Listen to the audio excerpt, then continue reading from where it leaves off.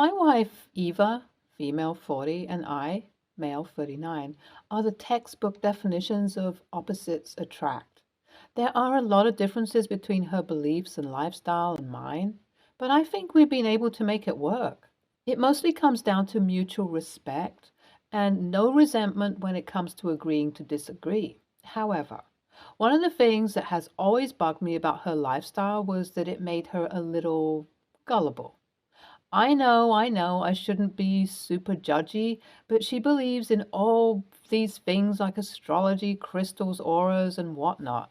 She even has her own shaman therapy, which is run by this guy called Tobias, male 30, and he's your typical annoying man bun dude.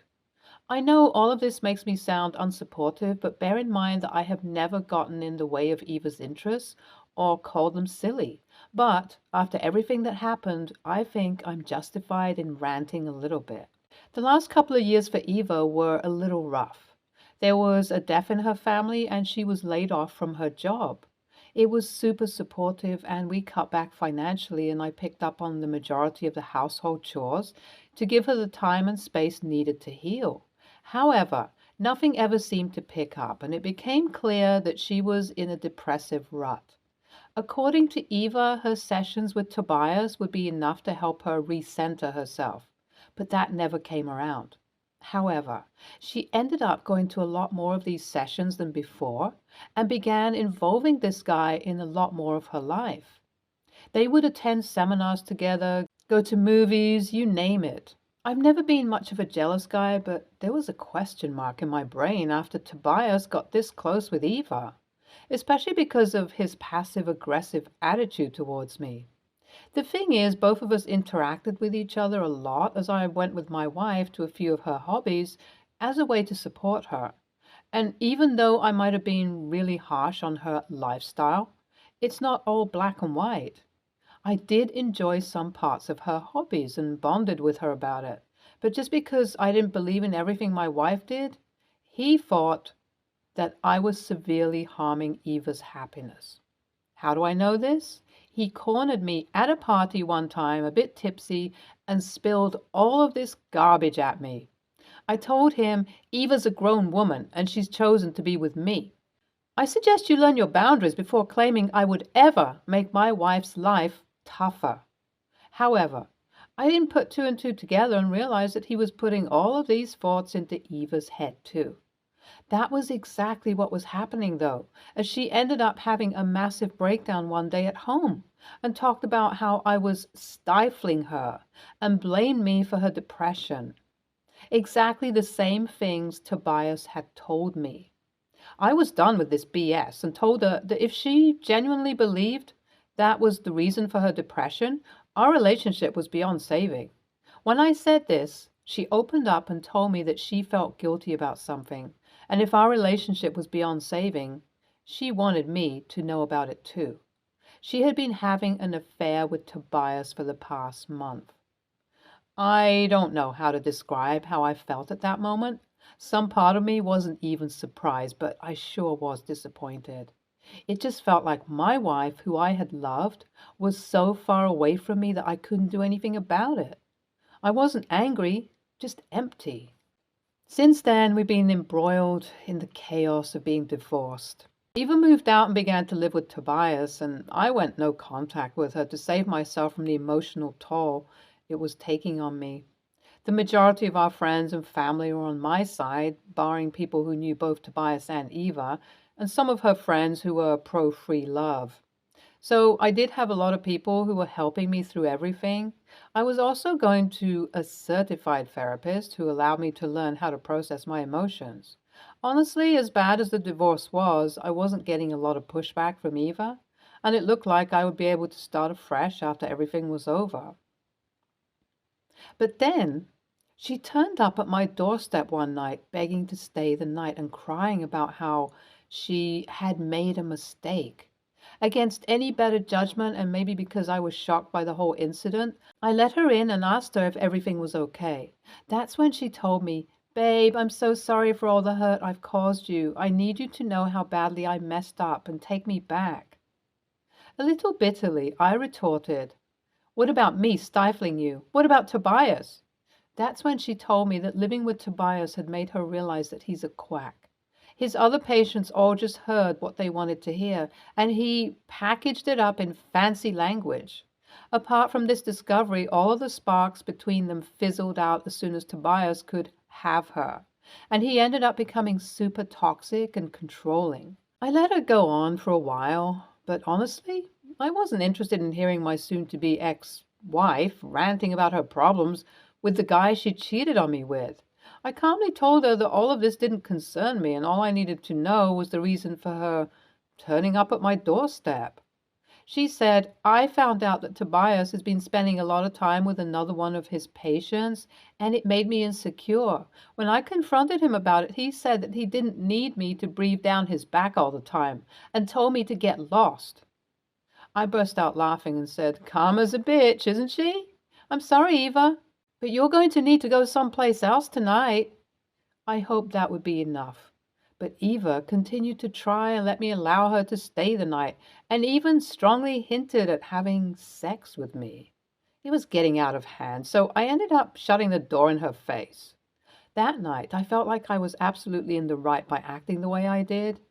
But a lot of Eva's friends then began texting me and saying that I was a massive a-hole despite the history between us, since she was not able to find a place to stay, nor was she in good mental space. I should have been the bigger man and at least waited until the morning to kick her out. The second part does seem reasonable, so was I TA for what I did? Update 1. After the events of that night, I did feel a little guilty, so I ended up calling Eva on her cell to make sure everything was okay. She picked up and told me that she was staying at one of her friends' houses and that Tobias and her were through.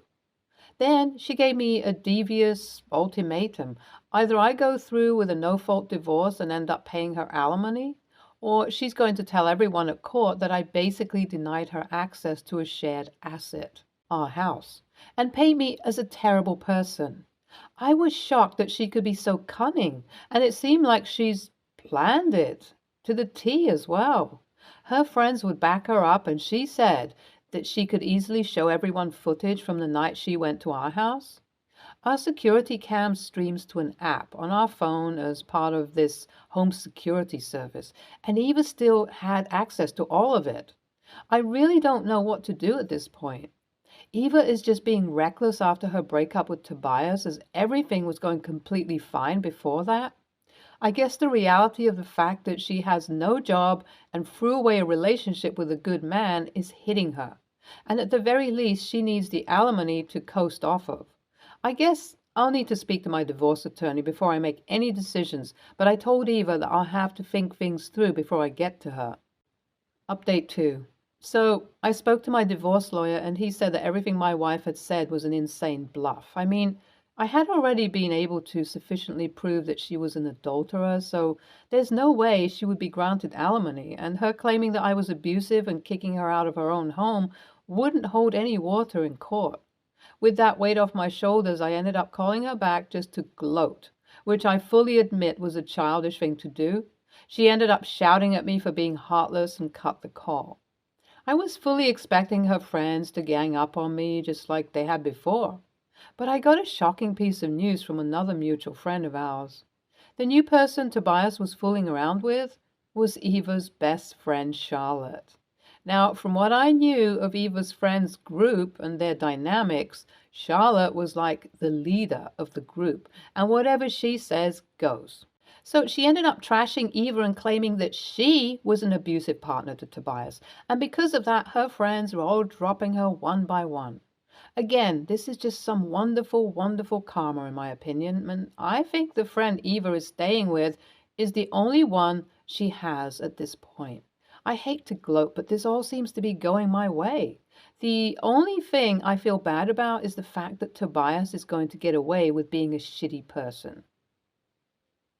Update 3. I did something that basically ended up helping Eva, but I think I made the right call. I called Charlotte and vouched for Eva, saying that Tobias was a terrible partner. Obviously, I would have no reason to vouch for my ex-wife unless it was true, and Charlotte seemed to believe me. To be honest, she was seeing some red flags in him already because of what I did. Eva got vindicated by the friends that stuck by her during the divorce, and she's calmed down with all the hurdles she was putting in the way of the divorce. Because of that, I'm proud to say I'm finally newly single. A lot of the hurt and pain I had over the divorce has gone away, and Tobias had his business ruined after Charlotte dumped him, so I think I'm the only person walking away from this whole mess better off than when I started. Good for me. NTA and your wife is a grade A a-hole. There's a special level of entitlement involved in casually cheating on your partner and then running back to him. Opinion 2. NTA, it's obvious that she showed up at the house in an attempt to woo you back after realizing Tobias wasn't all that. I don't think it was dangerous to leave her out at night, and she had more than enough options for spending the night somewhere. Her friends are just picking at straws to make you feel bad. Next story. I, 15, female, live with my mom, 36, female, and stepfather, 48, male, SF. My father died when I was a baby, and for most of my life, it has just been my mom and me. She met my now stepfather a couple of years ago, and they got married last summer. It has been a huge adjustment to have SF in our family, mostly because as compared to my mom, he is extremely strict. He convinced my mom that I'm spoiled and entitled and needed his harsher discipline, or else I'm never going to make anything of myself. When it was just my mom and me, our home seemed like a warm and loving place, but now it feels like a boot camp, which makes sense because SF is ex-military. However, it feels unfair because I am not a bad kid by any means. I've always gotten pretty much straight A's. I do my homework without having to be told and always did whatever chores my mom assigned. I don't talk back or curse, and at this point, I'm not interested in dating like a lot of my friends are. I don't drink or do drugs and always follow my curfew. However, SF decided that is not good enough. He demands perfection at school, like 100% on everything, or else I get grilled over why I made a mistake. He decided I was a bit chubby, so now I have to get up for 5 a.m. runs, boot camp, workouts, and have to have weekly weight checks. My mom participates in this too because she wanted to lose weight. One of the worst things was that he decided most of my clothes are inappropriate. I do not think they are. I don't wear anything revealing or skin tight, but I did favor bright colors. SF decided I was being attention seeking with my clothes and took away all my bright colored stuff and replaced it with drab neutral colors. Again, my mom went along with this because he persuaded her that I just had no sense of what was appropriate from not growing up with a father. Anyway, to bring us to the current dilemma. Of course, St. Patrick's Day is this Friday, and everyone at school wears green or gets pinched. I'm not allowed to wear green anymore because of SF's rules. Some friends were talking about what they are going to wear, and I mentioned I can't participate this year. So one friend gave me a green t-shirt and suggested I wear it under my black sweater. I had the t-shirt in my backpack, but SF decided to search my backpack. He does random searches of all my stuff. I guess I was just hoping he wouldn't find the t-shirt.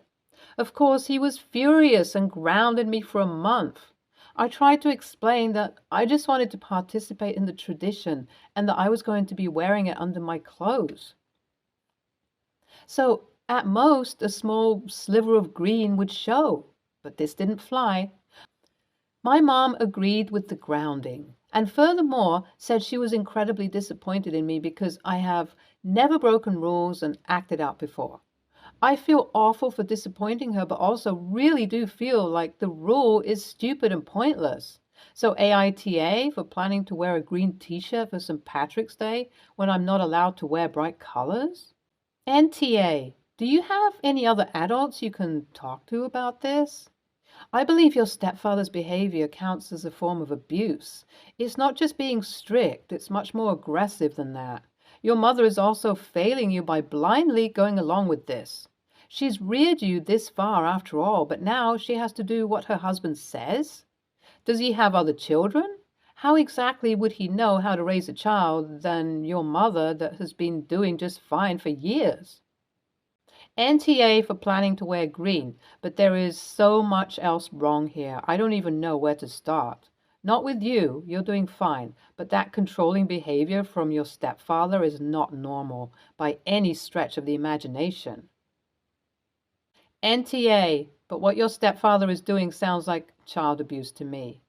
It's extremely controlling and far beyond what's normal or acceptable. For you two to get along better, he has to change a lot. Next story. I, 19, female, recently took my girlfriend, 19, to my grandmother's 95th birthday party. Since there are a lot of birthdays, including my grandmother, mine, my dad's, two cousins and nephews, all around the same time every year, we do a big family celebration together. We meet at grandma's house and 5:30 a.m., then we do a big family breakfast with all the trimmings. Then we hang out for a bit, then it's lunch, cake, presents. Then we tell family stories. We're a big family. There's grandma, two uncles, seven aunts, 11 cousins, five second cousins, two brother-in-laws, three sister-in-laws, four nephews, one niece, my parents, me, and my five older siblings. This year, I brought my girlfriend. We've been going out for around a year now. After the day was over, we were sitting around grandma's living room telling stories. We were talking about how my sisters and I used to bite the windowsill of our dad's car when we were little. When my sister said, "Yeah, I remember Dad getting really angry one time when I did it coming home from Mom's house." My older siblings have a different mom to me. When my girlfriend and I got home, she asked me why I lied to her. When I asked her what she was talking about, she said that it was wrong of me to call them my siblings because we didn't have the same mom. I said to her that they are my siblings and that she wasn't making sense. She started yelling at me, saying that if I was hiding that from her, then what else was I hiding, and that she wanted my phone. I started laughing at her, which probably wasn't the best thing to do, but I thought she was taking the piss. After I refused to give her my phone, she ran into our bedroom and ran back out in a few minutes, and she said she was going to go stay with her real family, and left. I texted our mutual friends, and they are all on the fence. When I spoke to my best friend, she said that my girlfriend's toxic and I need to get away from her. I've tried texting and calling my girlfriend, but I haven't gotten any response. But please, tell me, am I the a-hole? NTA, dump her now, especially with her real family, parting shot. You and your half-siblings are definitely siblings, even if you share just one parent. Out of curiosity, I wonder why you never told your girlfriend about who is who in your family. Even though you are NTA, you may want to ask yourself why you shared so little basic information about your family with your girlfriend. NTA, your girlfriend is toxic. You are used to referring to your half-siblings as your siblings, so you didn't hide anything from her, because that is your definition of a normal family. Your girlfriend needs to learn that the definition of normal depends on the person. I had a professor that loved to respond to the questions, "Is this normal?" with, "It depends on what your definition of normal is." I was in healthcare, so you learn very quickly that it isn't black and white. There's a ton of gray, and that is why normal values are given in ranges. I'm betting your girlfriend is assuming your dad cheated on your older sibling's mother with your mother. And since you are the child of a cheater, then you are going to cheat on her. People are ridiculous, yes. I know people who think like this. It's the dumbest thing ever. NTA, the fact that you describe your half-siblings as your siblings and sisters just speaks to the relationship you have with them. It's sweet, really. It's not like you were harboring some big secret from her. It's like you telling her your favorite color is blue when in fact, plot twist, it's aqua. And she flips her lid and asks to go through your phone, IMAO. She's either super insecure, there is something else triggering her, or she's not worth your time. Stay tuned for more stories from our girl relationships.